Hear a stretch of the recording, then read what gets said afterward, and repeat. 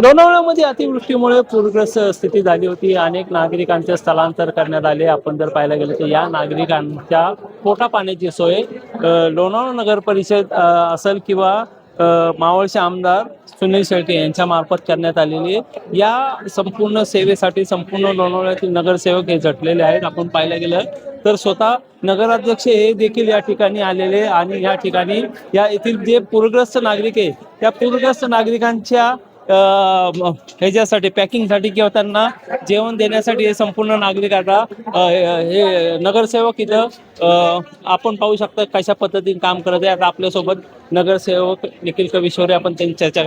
Sir काय सांगणार हे पूरग्रस्तांसाठी आपण जे अन्नदान करताय कशा पद्धतीने ही मदत कार्य केली? काय न भूतानं भविष्यात असा पाऊस या लोणावळा शहरामध्ये पडलेला आहे आणि आमच्या लोणावळ्यातील नागरिकांचं असंख्य असं नुकसान या शहरामध्ये पावसाच्या पुराच्या पाण्यानं आणि टाटा कंपनीच्या चुकीच्या नियोजनामुळे झालेलं आहे.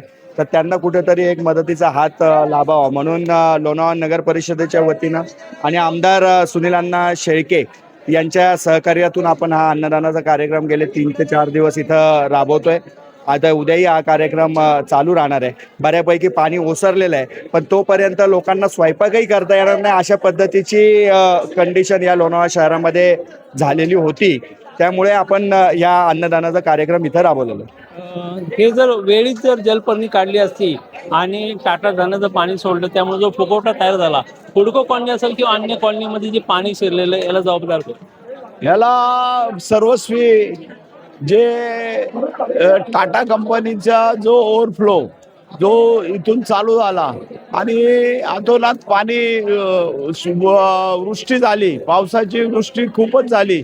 म्हणजे टोटल 50 ते 55 इंच 3 दिवसात पाऊस पडल्यामुळं आणि तो निघायचा मार्ग हा भुशी धरणातूनच होता आणि डकलेनी सुद्धा टाटाची जी खपोली जाणारी जी व्यवस्था आहे पाण्याची ती त्याच्यामध्ये आपण काही डोंगराचा भाग काही भाग पडल्यामुळं तो न झाल्यामुळं ही आपत्ती आलेली आहे.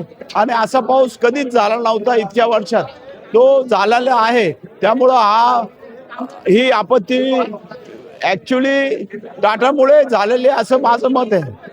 आपण जर पाहायला गेलं तर ही जी मदत कार्य सुरू आहे अन्नदान हे सर्वश्रेष्ठ आणि आपल्यासोबत नगरसेवक डेनकर आहेत आपण त्यांचे कशा पद्धतीने ही तुमची मदत कार्य सुरू आहे?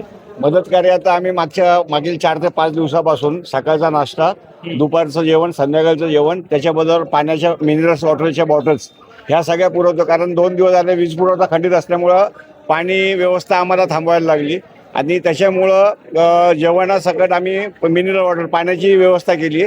साधारण रोजचं 5 ते 6 हजार पॅकेट्स आम्ही तिन्ही वेळेस मिळून देतोय आणि ह्याचं किचन आम्ही नगरपालिकेच्या खालीच लावलं आहे की जेणेकरून क्वालिटीवरती आणि बाकी सगळ्या गोष्टींवरती आमचा स्वतःचा कंट्रोल राहील आणि त्या पद्धतीने सगळा पुरवठा अन्नाचा व्यवस्थित चालू आहे. आपल्यासोबत नगरसेविका अग्रवाल आहेत आपण त्यांच्या काही काय सांगणार? जातीपातीच्या पलीकडे ही तुमची हे चालू आहे मदत चालू आहे काय सांगणार? जाति वाति का तो कुछ नहीं है, सभी लोग मुसीबत में है तो सबकी मदद करनी चाहिए. इसलिए नगर पालिका ने पूरी कोशिश करी है कि सबकी मदद की जाए. काय सांगणार तुम्ही? आमचे पूर्ण प्रयत्न चालू आहेत ना यात कसं काय बाहेर येता येईल लोकांना यातनं कसं काय मदत करता येईल. मदत पूर्ण चालू आहे वार्डामध्ये पूर्ण आमच्या सगळ्यांना आम्ही जातोय अन्नाचं जेवण प्रत्येक लोकांना पुरवतोय. अजून आम्हाला किती लोक बाधित झाले? आतापर्यंत एक 1200-1300 लोक बाधित झाले आहे आमच्या इकडे. अशा पद्धतीने संपूर्ण लोणावळाकरांवर संकट आलेले आहेत. आपल्यासोबत नगराध्यक्ष राजेंद्र सोनवणे त्यांची चर्चा काय सांगणार? आता वर्धमान सोसायटी, परत कैलासनगर, माडा कॉलनी, परत बांगरवाडीचा काही भाग, निसर्ग नगरी आणि इंद्रायणी नगर असे कमीत कमी आणि नांगरगाव एरिया मधला बराचसा भाग, नदी काठचा सर्व भाग इफेक्टेड झालेला आहे. कमीत कमी 1000 ते 1200 कुटुंबांना हा फटका बसलेला आहे. याला कुणाची जबाबदारी तर आपण नगरपालिकेमुळे आम्ही ही जबाबदारी घ्यायला तयार आहोत.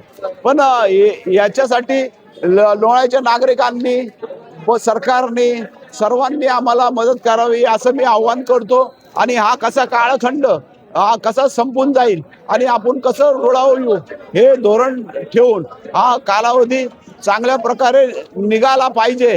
हा आमच्या डोक्यात मोठा प्रश्न आहे आणि तो निघेल असं मी ईश्वराकडे प्रार्थना करतो. आपण जर पाहायला गेलं तर सध्या लोणावळ्यामध्ये माणुसकीचं दर्शन आपल्याला दिसून येत आहेत, कारण की संपूर्ण लोणावळाकर एकत्र झालेलं आहे. जे पूरग्रस्त नागरिक झालेत त्या पूरग्रस्त नागरिकांच्या मदतीसाठी हे संपूर्ण लोणावळाकर एकत्र आल्याचं चित्र आपल्याला दिसून येत आहे.